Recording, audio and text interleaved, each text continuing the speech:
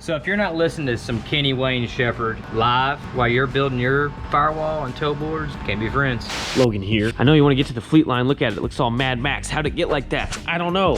Real quick, we did just get back from Pigeon Forge this past weekend for the rod run, showing Nevermore, our 68 Roadrunner in the Dirty Dozen by Scotty DTV. That was a great time. And we'll have a full Scotty DTV Dirty Dozen interview, plus a sneak peek of some of the upcoming content that we have for y'all. Pretty exciting. But I know you're here for the Fleetline, and Charlie's got some excellent fabrication for you. Today we're gonna see how all this party happened. Boy, oh, I'm excited. This car is getting closer every day. Pay attention, y'all. You might learn a thing too. I have an announcement at the end of this video, so don't go anywhere. Back again on my dad's car. Sliding up underneath this thing. Trans is in. This is the old cross member for the old motor. I'm actually gonna tie off that because it's very structural. It goes all the way forward. Ties in the side of our body mount there. So I'm gonna bend a hoop. They're gonna come back, go across, and fasten back to the other side. And I'm gonna cap both of these off and grind it where it looks like the same contour as this piece of pipe. So next thing I'll do is, I know my bender's on a 5-inch centerline radius. So I'll take this, measure it out, come across. So I'm gonna make my template now and get started on fabricating this cross member. All right, so I just got my template made up, test fit it.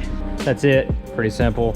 Piece of 1.5 inch DOM 120 wall. I made this bender, gosh, probably 10 years ago, I guess. Still runs pretty good. We don't use it all the time, but just for instances like this, it works great. I'm gonna bend this tube up, hope to make it match that. All right, piece is bent, everything's level. I got a little bit of room to play, so I'm gonna go on and cut both of the ends off there. These are on 90 degrees. I put these at 85 just to give me a little bit more play room as I get ready to start shortening these up to make sure everything fits just the way it should. It's about right now, and I wished I had the lift available, but I don't. So I gotta lay underneath here. Let's see what we got.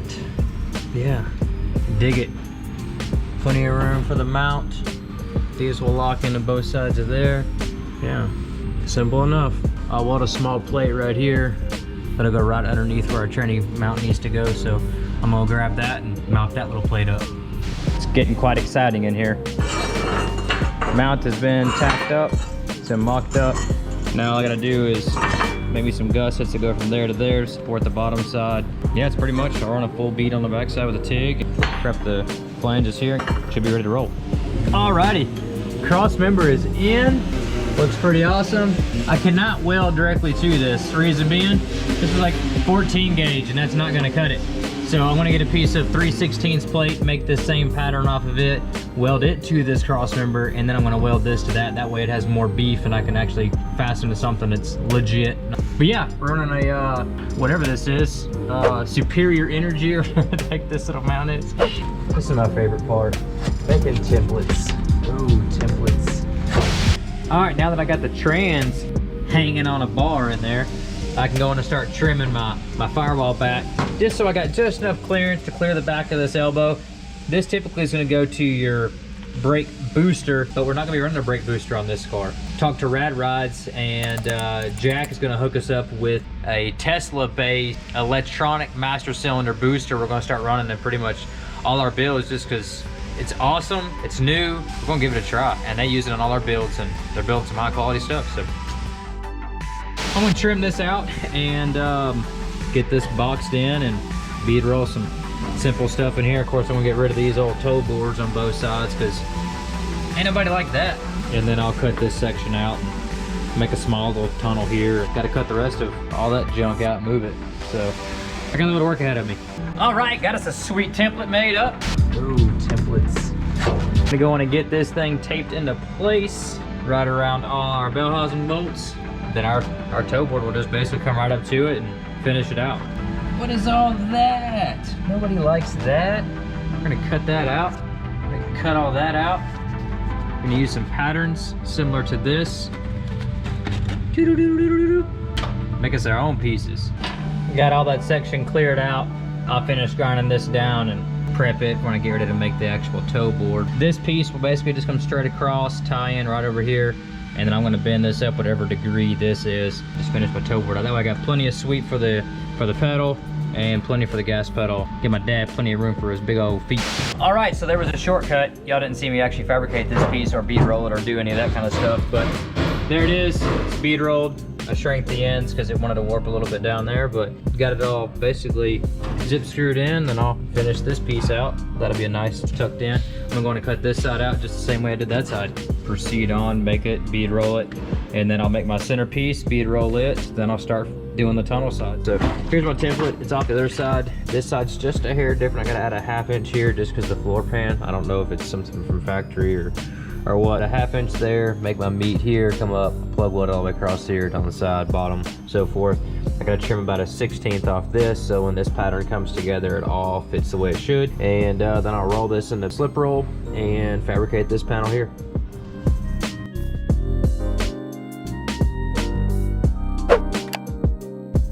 Going to start laying this bead roll design out.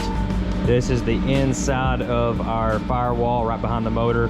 Then our trans tunnel will come right here, and then I just finished fabricating the 2 side panels. Cool beans. Cool beans. Cool beans. Cool beans. Cool beans. Cool beans. Cool beans. Cool beans. So I'm gonna cut this out, throw some beads in there, weld her in. All right, got the back section of the firewall panel bead rolled. You can see there is some distortion to this panel. I'm gonna put this in the shrinking dies, shrink that, get it back to where it needs to be. Joseph in there has my shrinker. Actually, no, he brought it back. So here we go. This is our Bailey Industrial Shrinker Stretcher. Thank you, Bailey. It's got stretching dies right now, so actually it's shrinking dies, so pulls it together. These are stretching dies, so those will actually change out and allow the metal to stretch. So if you're not listening to some Kenny Wayne Shepherd while we cry live, while you're building your firewall and toe boards and your car, can't be friends. Man, it's coming along. Fabricate this little patch panel here. I'm gonna stop here and then boop, go up. You can see I went on and put my tranny lines in just to confirm I will have clearance in the floor. I'm gonna cut this lip out. It's gonna buy me a little bit more clearance, but I got about 1/2 inch or so on the bottom side to run both my tranny lines for to go to my cooler. Thanks for the tunes, bruh.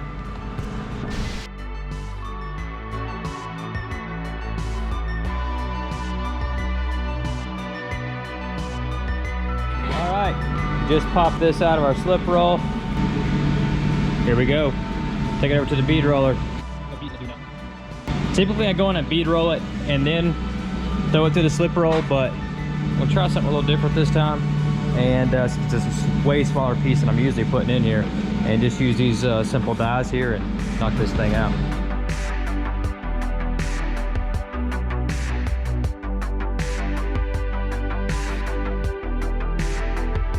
All right, so I went ahead and got all of the clearance that I need in there. Now we got about 5/8 of an inch, which is great.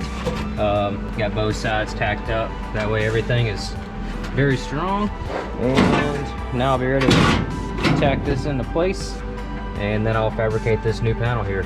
Currently 1:45, making some great time on this toe board and firewall. That's what it looks like. Now I just got to finish burning it all in. I want to burn. Came out pretty nice. I was able to tie in the same design up on top into there, just reversed it. You'll just barely see the top of this through the engine bay. There's where our column comes through. It's nice and tight. I'm gonna cap these 2 corners on there and finish that piece out. So yeah, pretty sweet. Pretty pleased. I'm gonna get it all welded up now. All right, all the floor is complete now. So I'm gonna get ready to drill all the spot welds out underneath the dash. I'm gonna basically de-skin this entire section and then get ready to mount my vintage air in there and then my pedal assembly. And then I'm gonna basically skin this whole piece where it's completely smooth, and then we're gonna retain this factory trim across the top.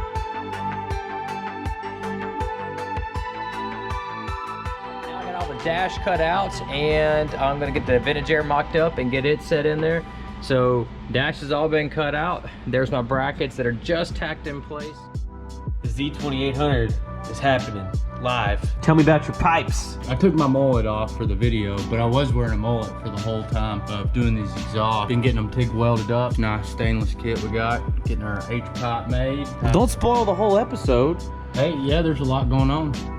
Well, shucks, what are they gonna see next week? Next week, you can either pick to come hang out with me and have fun with me, or go over there with old Sleepy Gary and watch a Javelin episode. I know you guys want this Camaro. It could be, you know, turning a key and cranking. Just have to go on to our Instagram and vote.